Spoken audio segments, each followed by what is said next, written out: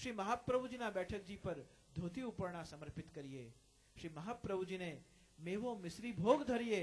શ્રી યમુનાજીને દૂધથી સ્નાન કરાવી, પૂજન કરાવી અને શ્રીમદ ગોકુલમાં ચાલ મન આજે આપણે ગોકુલમાં આવ્યા છીએ, તો ગોકુલમાં આ મનથી, આ શરીરથી, આ બુદ્ધિથી આપણે શ્રી મહારાણી માનું પૂજન કરીએ, ભોગ ધરીએ. ભોગ ધર્યા બાદ શ્રી મહાપ્રભુજીને દંડવત પ્રણામ કરી અને શ્રીમદ ગોકુલમાં શ્રી ગોકુલનાથજીના દર્શન કરીએ. શ્રી ગોકુલનાથજીના દર્શન કરી ચાલ મન ચાલ શ્રી ગોકુલમાં વિરાજમાન પ્રભુ શ્રી દ્વારકાધીશના મંદિરે જઈએ. ત્યાં શ્રી મહાપ્રભુજીના શૈયા મંદિરના બેઠકજી છે. ચાલ મન ચાલ શ્રી દ્વારકાધીશના મંદિરમાં જઈએ. ત્યાં શ્રી મહાપ્રભુજી શયન કરતા હતા. શ્રી મહાપ્રભુજીના શયનના બેઠકજીમાં જઈ આપણે દંડવત પ્રણામ કરીએ. ચાલ મન શ્રીમદ ગોકુલમાં શ્રી કલ્યાણરાયજીનું મંદિર છે, શ્રી વિઠ્ઠલનાથજીનું મંદિર છે, શ્રી મદન મોહનજીનું મંદિર છે. સર્વ મંદિરમાં જઈ અને દંડવત પ્રણામ કરીએ. ચાલ મન ચાલ શ્રીમદ ગોકુલથી સંધ્યાનો સમય થવા આવ્યો છે. ફરીવાર મથુરાપુરી પહોંચવું છે. આ ગોકુલથી મથુરા પહોંચીએ તે પહેલા ફરીવાર ઇન્દ્રપુરીમાં જઈએ અને ચાલ મન જોઈએ કે ત્યાં જે મારું શરીર બેઠું છે એ ખરેખર એકાગ્ર ચિત્ત છે કે કેમ. મન પોરવીને અને એ શરીર ગોકુલથી મથુરા આવવા માટે નીકળ્યું છે કે કેમ. ચાલ મન ચાલ ઇન્દ્રપુરીમાં વૈષ્ણવ યુવા સંગઠનના આ ગિરિરાજ ધામમાં જઈએ અને ત્યાં શરીર સ્વસ્થ છે કે કેમ, શરીર એકાગ્ર છે કે કેમ.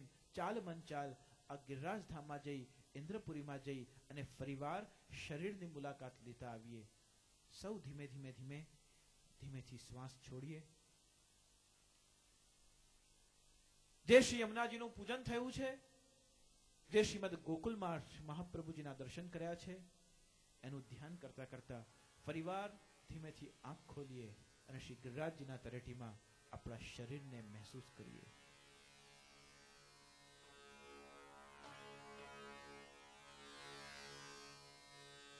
શરીરને આપણે અનુભવ કર્યો કે શ્રી ગિરિરાજજીની તળેટીમાં બેઠું છે અને મનથી આપણે અનુભવ કર્યો કે ધ્યાનપૂર્વક શ્રી યમુનાજીનું પૂજન કર્યું, શ્રી મહાપ્રભુજીના દર્શન કર્યા અને આપણે સૌ ગોકુલથી મથુરા જવા માટે નીકળ્યા છે. તો માર્ગમાં જતા જતા શ્રી રઘુનાથજી દ્વારા રચિત શ્રી યમુના અષ્ટપદી, જેના દ્વારા આ શરીર, આ મન, આ બુદ્ધિ શુદ્ધ બને છે, એવી યમુના અષ્ટપદીની 2 પંક્તિઓનું સ્મરણ કરીએ અને ત્યારબાદ ફરીવાર મથુરાપુરી પહોંચીશું. નમો દેવી યમને હરે કૃષ્ણ મિલનંતરાયમ. નમો દેવી યમુને, નમો દેવી યમુને, હરે કૃષ્ણ મિલનાંતરાયમ.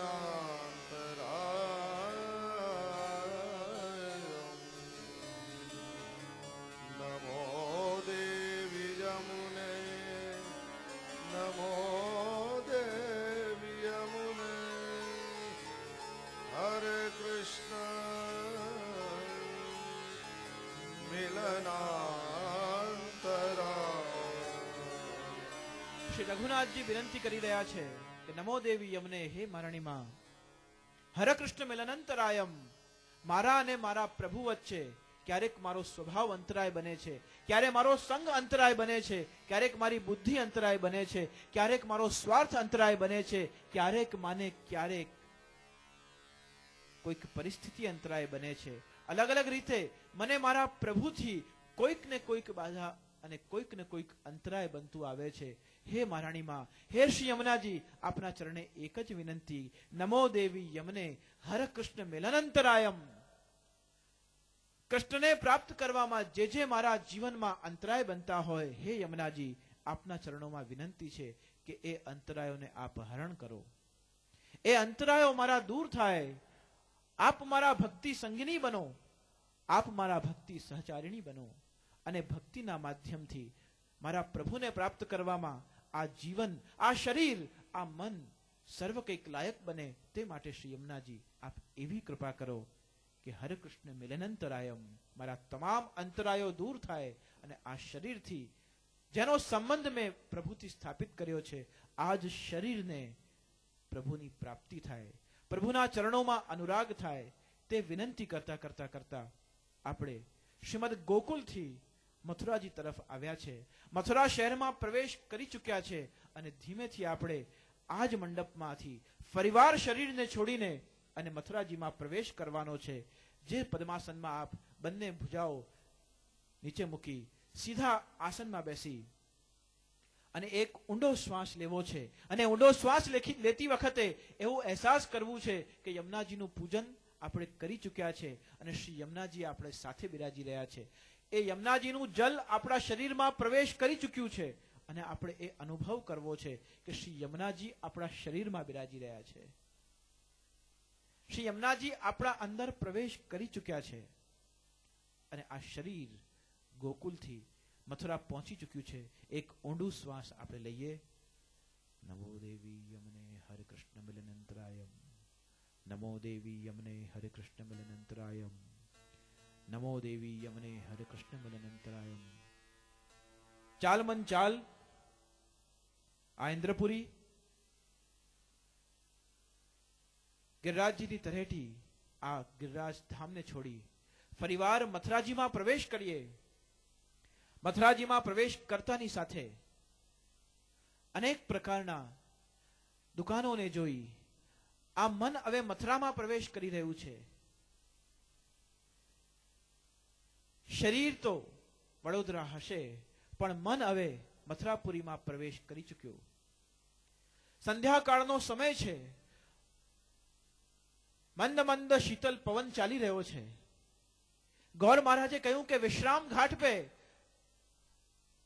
अब श्री यमुना जी की आरती को समय है गयो है. चल मन चल, जल्दी कर, जल्दी अपने पांव चला और श्री विश्राम घाट पे पहुंच. श्री विश्राम घाट पे पहुंचे, वहां तक तो श्री विश्राम घाट पे पहुंचे, वहां तक तो ऐसो एहसास भयो. गौर महाराज कही रहा है कि श्री यमुना जी की आरती को समय होवे जाई रह्यो है. श्री यमुनाजीની આરતીના દર્શન કરવા માટે, શ્રી યમુનાજીની આરતીના દર્શન કરવા માટે ચલ મન ચલ. પહેલા તો આપણે નૌકામાં બેસીએ, નાવમાં બેસીએ. શ્રી યમુનાજીની મધ્ય ધારામાં આ મનને લઈ જઈએ. નાવ રૂપી શરીર અને મન રૂપી એના પતવાર. ધીમે ધીમે મન નૌકામાં બેસી શ્રી યમુનાજીની મધ્ય ધારામાં પહોંચી ચૂક્યું છે. સૂર્યાસ્ત થઈ ચૂક્યું છે. શ્રી યમુનાજીના વિશ્રામ ઘાટની સામે જઈને નાવ રોકાઈ છે. ધીમે ધીમે ઘંટનાદનો અવાજ શ્રવણ થઈ રહ્યો છે અને ઘંટનાદના અવાજની સાથે સાથે મન પ્રફુલ્લિત બની રહ્યું છે. મનમાં એક જ ભાવ થઈ રહ્યો છે કે શ્રી યમુનાજીની હમણાં થોડી વારમાં આરતી થશે. શ્રી યમુનાજીની આરતી થાય તે પહેલા મનમાં વિચાર થયો કે લાવ શ્રી યમુનાજીની શીતલ લહેર જે શ્રી યમુનાજીમાં વહી રહી છે, નાવમાંથી એ મને